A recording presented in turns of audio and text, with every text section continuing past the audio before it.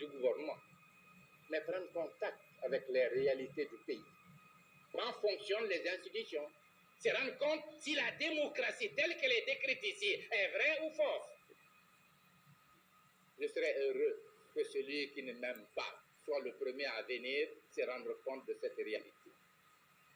Voilà, messieurs de la presse, je m'excuse de vous avoir retenu longtemps, mais je sais que la plupart des points d'information contenus dans mon exposé n'étaient pas connus de vous et qu'il était de mon devoir d'émettre le message de mon peuple et de son régime. Maintenant, nous sommes à votre disposition pour répondre à toute question, et je dis bien à toute question de votre convenance.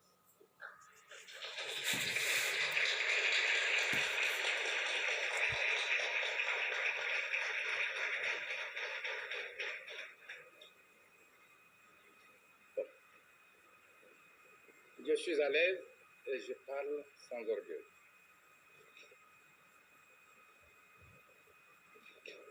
En août 1960, le Congo, qui venait en juin, 30 juin, de proclamer son indépendance, connaissait déjà une profonde crise.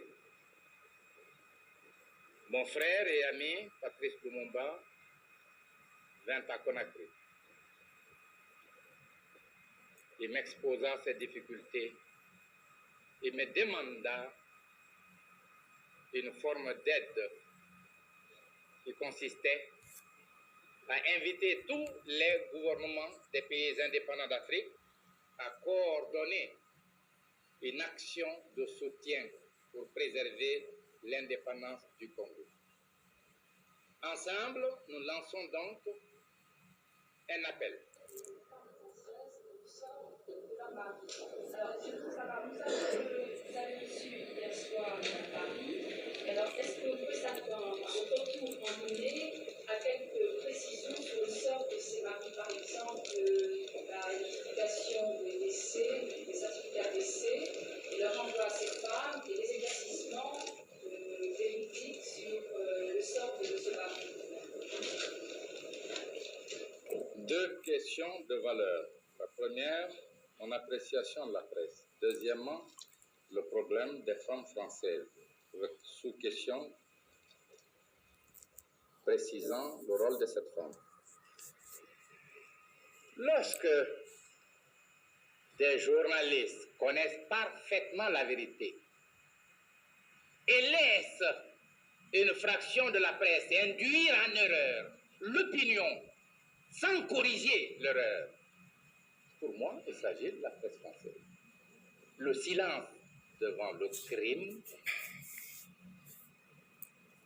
a ses implications de responsabilité dans le crime commis. Pas plus tard que l'autre jour, la presse française un journaliste vient en Guinée, dimanche, me dit, je voudrais vous soumettre à une interview si vous voulez bien, mais excusez-moi, je dois quitter immédiatement Conakry. Je lui fais un peu de boutade. J'ai dit, vous êtes des dictateurs. Vous débarquez alors que j'ai des chefs d'État autour de moi. Vous dites, il faut l'interview tout de suite et vous devez prendre à telle heure votre avion. Et je me mets au garde à vous. Je dis, j'obéirai. Bon, je lui donne l'interview. Et son programme a été respecté. Et voilà donc la télévision française qui, pour préparer mon arrivée, diffuse cette interview. Mais cette même télévision française, alors que je suis l'invité du président de la République française, donne la parole à des Guinéens qui sont ici pour m'insulter. Je ne le ferai jamais à un Français. Ceci dit en passant. Si j'invite le paysan, l'ouvrier français, à plus forte raison le chef de l'État français, il jouira de la dignité. Et le général de Gaulle, avec qui j'avais un divorce idéologique, l'a écrit dans ses mémoires. Il a été reçu nulle part, mieux qu'à Conakry. Et c'est l'hommage qu'il nous a rendu. J'ai pris mes responsabilités en disant aux Guinéens, quiconque prononcera un mot contre la dignité de la France ou du général de Gaulle, j'ai dit au MAS de régler son compte. Il aura insulté la nation guinéenne. Voilà la conception que j'ai. Et cet homme à qui vous faites le privilège de l'égaler aux représentants de la Guinée, vous payez par son mépris. Il se déclare à vous que lui, il appartenait au gouvernement guinéen. Il était ministre des Affaires sociales. C'est sur la bande, écoutez. Un vulgaire inconnu qui n'a jamais appartenu à un gouvernement guinéen, puisque depuis 1957, Dieu merci, je préside aux destinées du gouvernement guinéen. Je le constitue au sein des directions politiques de mon pays. Mais il n'a pas hésité à dire à vous qu'il est ancien membre du gouvernement guinéen. C'est le mépris avec lequel il vous a payé. Donc, quand je dis la presse, ceux qui connaissent la vérité et qui ne veulent pas la rétablir, n'assument-ils pas une certaine responsabilité? Bon. Maintenant, le problème des femmes. Vous avez dit, vous n'avez pas placé sous un angle personnel. Vous avez érigé la défense sous l'angle des droits de l'homme. Le premier pays à avoir tenu un colloque idéologique international avec plus de 300 participants, d'éminentes personnalités de tous les horizons, c'est la Guinée. Et le groupe afro-asiatique, par scission, a adopté les résolutions. Ne parlons pas des mouvements panafricains. Donc, le premier choc en Guinée, le voilà. Un jour, nous apprenons par la presse que l'Assemblée de la communauté a voté une résolution condamnant le gouvernement guinéen pour avoir violé les droits de l'homme. Une fois de plus, c'est le problème permanent. Je voudrais que cette Assemblée condamne un jour la France ou la Grande-Bretagne ou l'Allemagne pour des problèmes concernant 2 ou 3 personnes ici qui ont été jugées, condamnées par les juridictions d'ici. Je crois que la communauté ne le ferait pas. Non, on le fait parce que nous sommes ce que nous sommes. Deuxièmement, ces femmes, à partir de la presse, laissent croire qu'elles sont victimes. Elles sont victimes de quoi? Je voudrais le savoir. Est-ce que leurs maris ont été poursuivis pour délit de presse, pour activité politique? Je voudrais le savoir. Où sont-ils impliqués dans le complot dont la Guinée a été victime? Je voudrais le savoir. Je viens de vous dire que tous ceux-là n'ont été poursuivis que pour complot. Et parmi l'une des femmes, elle se réclame d'un mari. Je vous apprends un secret. Voilà Madame Touré. Elle est là. C'est son oncle. Il s'agit de son oncle, du frère de sa maman. J'ai des parents dans les comploteurs. Chacun d'eux a des parents. Lui, il a des parents. C'est un événement extraordinaire qu'a vécu notre peuple. J'aurais préféré, je vous l'ai dit tout à l'heure, la lutte des idées. C'est là mes chers. Personne n'a le monopole de la vérité. Et la contradiction politique est une essence de dynamisation de la vie dans un pays. Mais pas la trahison. Pas se faire vendre au régime étranger, percevoir des sommes, prendre les armes contre son propre peuple. Ça, c'est l'indignité, la forfaiture. J'en parle toujours avec peine. Que cette femme, si elle était venue à Conakry, dire, ah, j'ai besoin d'un certificat, j'ai appris ceci et cela, elle l'aurait eu tout de suite. Elle sait comment elle est venue avec les enfants. Je vous l'ai dit tout à l'heure. Elle sait qui a payé les transports. Donc, respect de ces rapports, elle serait venue, elle aurait eu ce qu'elle demandait. Mais elles vont saisir la communauté pour traîner dans la boue la Guinée. Je ne réponds pas. Elles saisissent certains journaux pour nous traîner dans la boue. Je ne réponds pas. Et vous voyez, depuis qu'on est là, à toute interview, On parle de cela.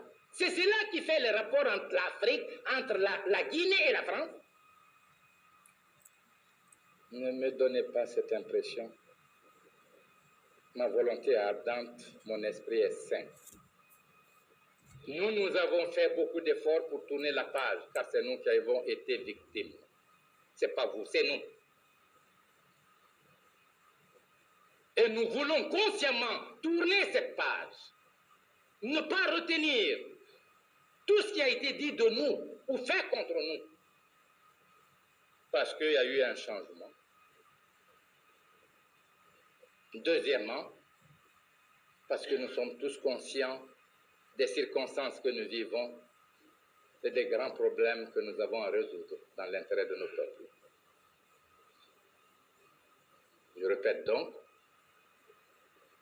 le ministère des Affaires étrangères a déjà écrit au ministère des Affaires étrangères de France, informant le gouvernement du sort réservé à ceux qu'on appelle les 8 Français, qui pour nous sont tous des Guinéens. Ils ont été condamnés, ils ont été exécutés. Après, on veut encore en savoir long. Qu'est-ce que vous voulez qu'on dise? Pour une Française, c'est de savoir si mon mari vit ou ne vit pas. Parce que la législation française ne peut pas la considérer veuve, la libérer ou lui donner quelques pensions si le certificat n'est pas établi. Mais le gouvernement vous a déjà écrit. Qu'est-ce que vous voulez maintenant savoir? Qu'est-ce que vous voulez? À moi de poser la question.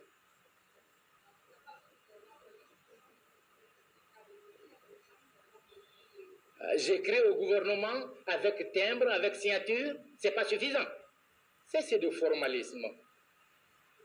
C'est du formalisme. Le certificat, chez nous, on a dit, et monsieur, on met le tampon à l'état civil. Mais le papier d'état civil en Guinée est différent. La nomenclature chez nous est différente de la vôtre. Chaque pays. Une lettre officielle d'un gouvernement et un gouvernement n'est-il pas supérieur à tout? Hein? Bon, si vous voulez, je vous demande vraiment de voir l'avenir et de revenir à la vérité. On ne peut pas construire l'avenir en s'enfermant dans la confusion. Et nous, qui parlons de révolution et de progrès, disons, le premier ennemi d'une révolution, c'est la confusion. J'ai un thème là-dessus.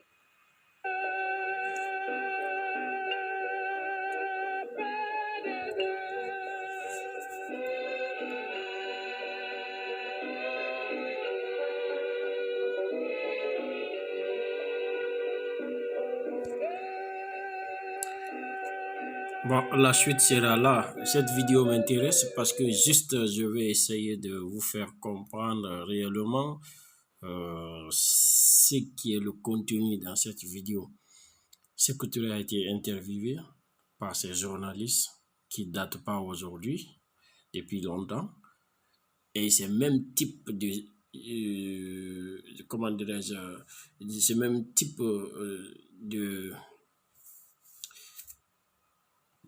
d'intervention a été procurée par les journalistes d'aujourd'hui contre Alpha Condé. Je vais vous faire voir la partie là aussi pour que vous allez savoir que combien de fois la France manipule le monde africain, particulièrement la Guinée. On ne cesserait jamais de toujours pousser la réflexion à long terme. Если нет, смотри, это просто огонь.